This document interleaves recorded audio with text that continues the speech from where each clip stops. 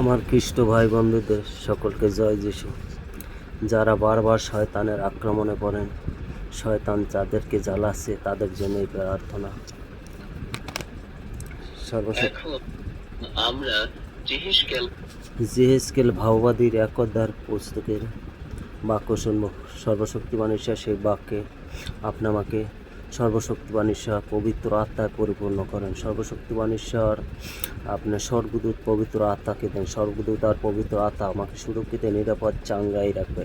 সর্বশক্তিমান ঈশ্বর আপনি আমাকে দর্শন দেন। সর্বশক্তিমান ঈশ্বর আমার এই দেহর মধ্য হইতে রোগ বিমারিয়াতা হামলাকারী দেবী দেবতা শয়তানকে আমি আপনার হাতে তুলে দিলাম। সর্বশক্তিমান ঈশ্বর এদেরকে আপনি আগাছার মতন কেটে আপনার পবিত্র আগুনে ফেলে দেন। সর্বশক্তিমান ঈশ্বর আপনি আমার এই প্রার্থনায় কর্ণপাত করেন, উত্তর প্রদান করেন। সর্বশক্তিমান ঈশ্বর আমি জানি, আমি বিশ্বাস করি এই প্রার্থনায় আপনি কর্ণপাত করেন, উত্তর প্রদান করেন। এই প্রার্থনা সর্বশক্তিমান ঈশ্বর আপনার পুত্র প্রভু যিশুর নামে প্রার্থনা আছে, আমেন। ভাববাদীর পুস্তকের 1 অধ্যায় পাঠ করছি। জেহেজকেলের দৃষ্ট দর্শন ও ভাববাদী। এখন আমরা জেহেজকেল ভাববাদীর পুস্তকের 1 অধ্যায় পাঠ করছি।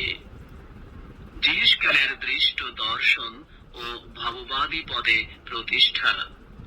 30 বৎসরের চতুর্থ মাসে মাসের 5ম দিবসে যখন আমি কবার নদী তীরে নির্বাসিত লোকদের মধ্যে ছিলাম, তখন স্বর্গ খুলিয়া গেল, আর আমি ঈশ্বরীয় দর্শন প্রাপ্ত হইলাম। রাজা জিহোয়াকিনের নির্বাসনের 5ম বৎসরের ওই মাসের 5ম দিনে কলদীয়দের দেশে কবার নদী তীরে বুশির পুত্র জেহেজকেল যাজকের নিকটে সদাপ্রভুর বাক্য আসিয়া উপস্থিত হইল, এবং সেই স্থানে সদাপ্রভু তাহার উপরে হস্তার্পণ করিলেন।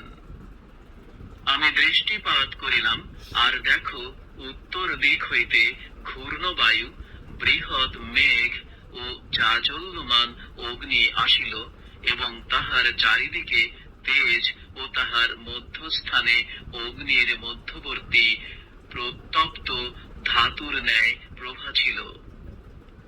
আর তাহার মধ্য হইতে 4 প্রাণীর মূর্তি প্রকাশ পাইল। তাহাদের আকৃতি এই, তাহাদের রূপ মনুষ্যবৎ, আর প্রত্যেকের 4 মুখ ও 4 পক্ষ। তাহাদের চরণ সোজা, পদতল গোবৎসের পদতলের ন্যায়, এবং তাহারা পরিষ্কৃত পিত্তলের তেজের ন্যায় চাকচিক্যশালী। তাহাদের চারিপার্শ্বে পক্ষের নিচে মনুষ্যের হস্ত ছিল।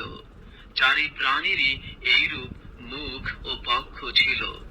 তাহাদের পক্ষ পরস্পর সংযুক্ত, গমনকালে তাহারা ফেরিত না, প্রত্যেকে সম্মুখ দিকে গমন করিত।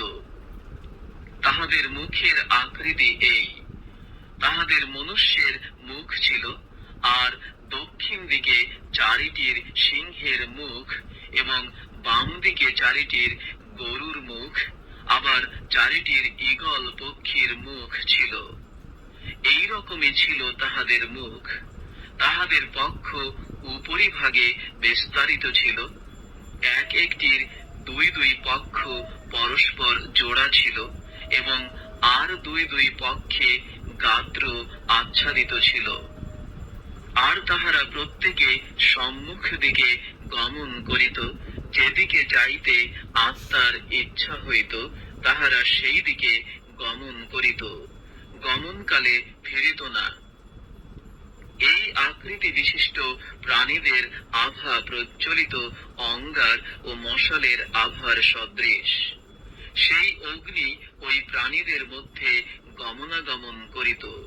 সেই অগ্নি তেজময়, ও সেই অগ্নি হইতে বিদ্যুৎ নির্গত হইত।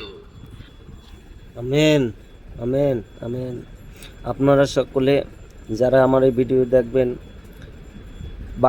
পবিত্র বাইবেলের বাক্য দিয়ে প্রার্থনা করবেন। আপনার এই একই কথা আলাদা আলাদা বাক্য দিয়ে তুলে দেবেন। ঈশ্বর বুঝে নেবে তার দেহে শয়তান থাকতে পারবে না। আমাকে 3টা শয়তানে আটকিয়ে রাখছিল, নাম বলবো না। সে দূর হয়ে গেছে, তাদের আর খুঁজেও পাওয়া যায় না। আমার এই 18 বছর পর্যন্ত এই বাইবেলের এই বাক্য নিয়ে কীভাবে প্রার্থনা করবো? সবাই বাইবেলের বাক্য দিয়ে প্রার্থনা করবেন, মুগ্ধা বললে হয় না, বাক্য ঈশ্বর। Amen, amen.